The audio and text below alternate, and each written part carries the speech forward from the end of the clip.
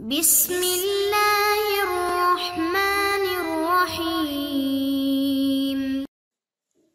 السلام علیکم معزز طلباء کرام، آپ سب کیسے ہیں؟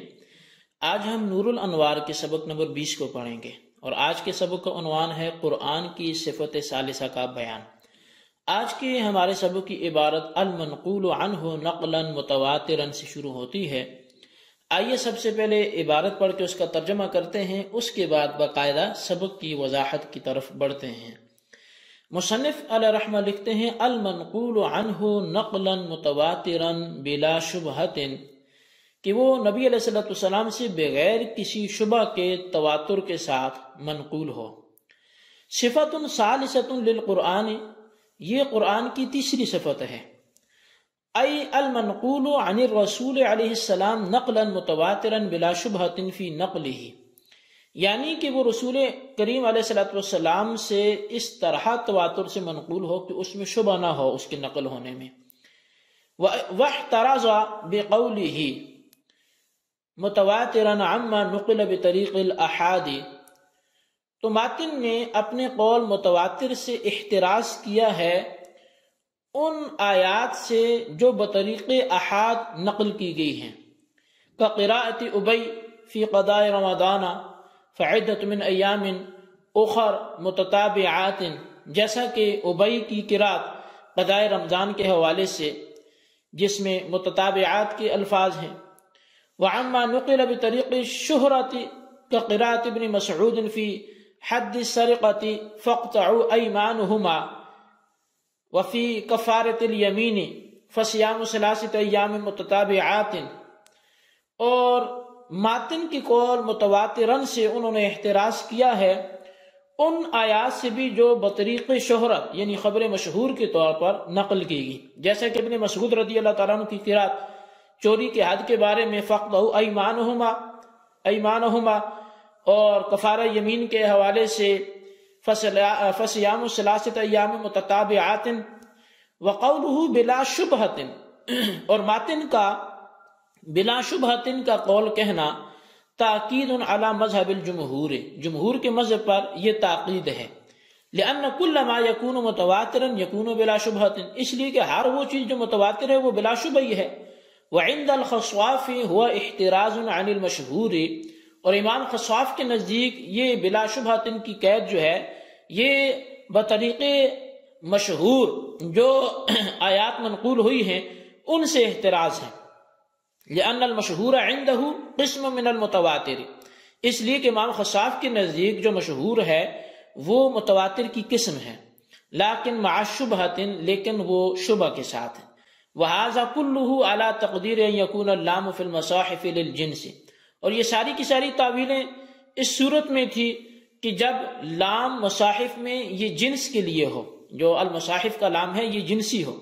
وَأَمَّا إِذَا كَانَ لِلْعَهْدِ، بل جب یہ لام عہدی ہو، فَتَخْرُجُ الْقِرَاءَةُ الْغَيْرُ الْمُتَوَاتِرَةُ كُلُّهَا بِقَوْلِهِ فِي الْمَصَاحِفِ، تو پس پھر غیر متواترہ جتنی بھی قراءتیں ہیں وہ ساری کی ساری المصاحف کے قول سے ہی نکل جائیں گی۔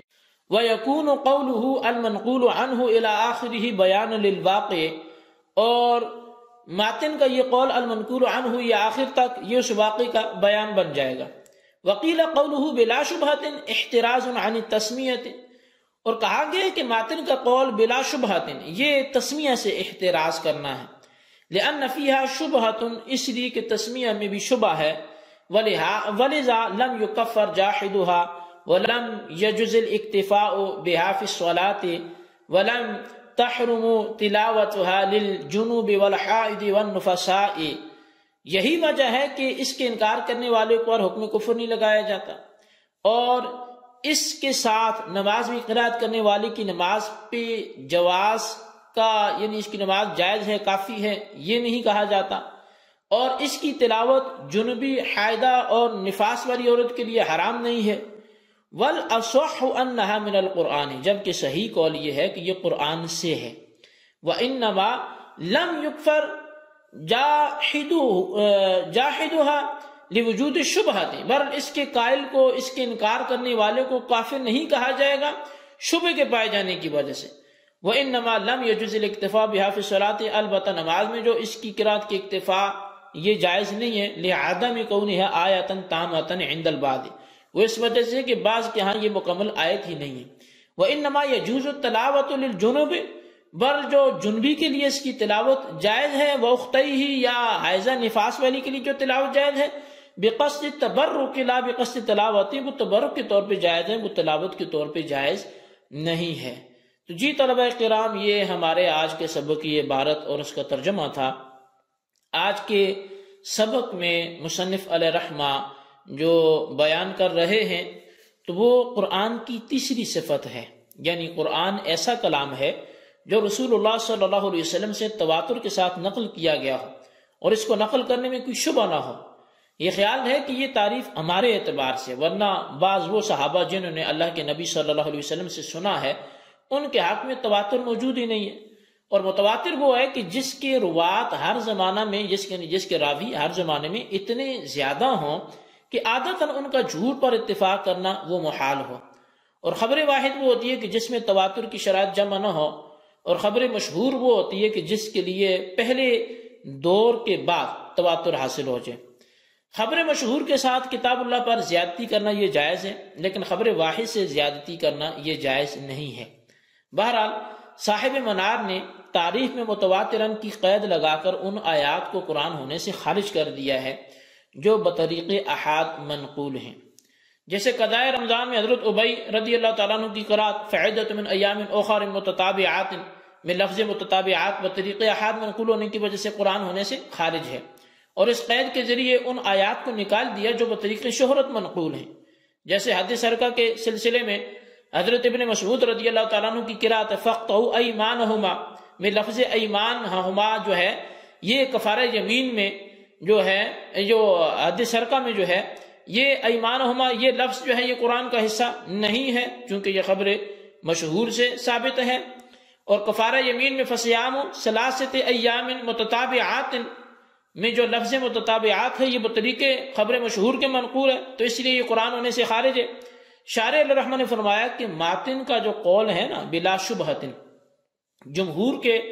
مذہب پر تو یہ نقلاً متواترن کی تاکید ہے، کیونکہ جو چیز تواتر کے ساتھ منقول ہوتی ہے اس کے منقول ہونے میں کوئی شبہ نہیں ہوتا، لیکن امام خصاف نے فرمایا کہ بلا شبہ کی قید سے خبر مشہور قرآن ہونے سے خارج ہو جاتی ہے، کیونکہ امام خصاف کے نزدیک خبر مشہور خبر متواتر کی ایک قسم ہے، لیکن اس کے ساتھ شبہ ہوتا ہے، اور خبر متواتر سے جو شبہ ہوتا ہے تو وہ خبر متواتر، کیونکہ وہ شبہ اس میں ہوتا ہے خبر متواتر کی قسم خبر مشہور میں، لیکن خبر متواتر سے جو ہے وہ پاک ہوتی ہے، پس بلا شبہ کی قید لگا کر خبر مشہور کو قرآن ہونے سے خارج کر دیا، یعنی کہ خبر مشہور خبر متواتر کی ایک قسم ہے لیکن اس کے ساتھ شبہ ہوتا ہے، اور خبر متواتر شبہ سے پاک ہوتی ہے، تو لہٰذا جب یہ کہا کہ بلا شبہ تو خبر مشہور کو اس سے خارج کر دیا۔ اب صاحب نور الانوار فرماتے ہیں کہ نقلاً متواترن کی قید سے غیر متواتر قراتوں کا اخراج اس صورت میں ہوگا کہ جب المصاحف کا الف لام جنسی ہو، لیکن اگر الف لام عہد خارجی کا ہو اور مصاحف سے مراد قرآن سبا کے مصاحف ہوں تو پھر تمام غیر متواتر جو قراتیں ہیں وہ المصاحف کی قید سے خارج ہو جائیں گی، کیونکہ غیر متواتر قراتیں خواہ بطریق احاد منقول ہوں یا بطریق شہرت منقول ہوں اور رائے سبا کے مصاحف میں مکتوب نہیں ہے، پس الف لام عہد خارجی کی صورت میں جب تمام غیر متواتر قراتیں المصاحف کی قید کے ذریعے قرآن ہونے سے خارج ہو گئیں تو ماتن کا قول المنقول عنہ قید احترازی نہ ہوگا بلکہ قید اتفاقی ہوگا۔ اچھا، اب یہ ایک قول یہ بھی کہا گیا، یہ جو بلا شبہت ہے نا یہ تسمیہ سے احتراز کرنا مقصد ہے، اس لیے کہ اس کے آیت قرآن ہونے میں بھی شبہ ہے، اور اس کے آیت قرآن ہونے میں بھی چونکہ بعض کے ہاں وہ آیت قرآن کی مکمل آیت نہیں ہے، قرآن کا حصہ نہیں ہے، تو یہی وجہ ہے کہ جو اس کا انکار کرتا ہے اس کو کافر نہیں کہا جاتا، کہ قرآن کے انکار تو کفر ہے، اور پھر قرآن نماز میں پڑھے تو نماز ہو جاتی ہے، لیکن بسم اللہ سے ہی صرف پڑھی گئی تو نماز کافی نہیں ہے، اور قرآن کی تلاوت جنبی حائضہ نفاس والی کے لیے منع ہے، جبکہ بسم اللہ اس دوران بھی پڑھ سکتے ہو، اس کا مطلب یہ ہے کہ جو قرآن سے نہیں ہے، لیکن پھر فرمایا کہ نہیں، صحیح مذہب یہ ہے کہ بسم اللہ قرآن سے ہے، البتہ جو اس کے انکاری کو کافر نہیں کہا جاتا، وہ اس کے قرآن کے سے ہونے میں چونکہ شبہ آ گیا تو شبہ کی وجہ سے حکم کفر نہیں لگتا، اور جو اس ہی کی بنا پر نماز جائز نہیں ہوتی تو اس وجہ سے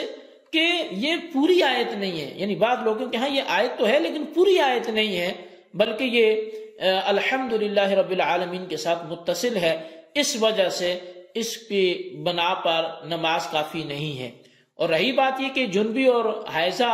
نفاس والی کے لیے اس کی تلاوت کیوں جائز ہے، حالانکہ یہ قرآن ہے، تو اس کی وجہ یہ ہے کہ یہ بطریقے تلاوت ان کے لیے جائز نہیں ہے، بلکہ بطور تبرک کے اگر وہ اس کو پڑھنا چاہیں تو حصول برکت کے لیے اس کو پڑھ سکتے ہیں، تو بہرحال یہ قرآن میں سے ہے۔ بہرحال یہ ہمارا آج کا سبق تھا جو ہم نے سنا، اس کو اپنے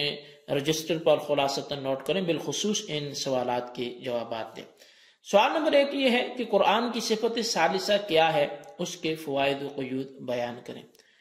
اور سوال نمبر 2 یہ ہے کہ بسم اللہ قرآن سے ہے یا نہیں، امثلہ سے وضاحت کریں۔ اللہ تبارک و تعالیٰ سے دعا ہے جو کچھ ہم نے پڑھا سنا اسے یاد رکھنے کی توفیق نصیب فرمائے، آمین بجاہ نبی الامین صلی اللہ علیہ وسلم۔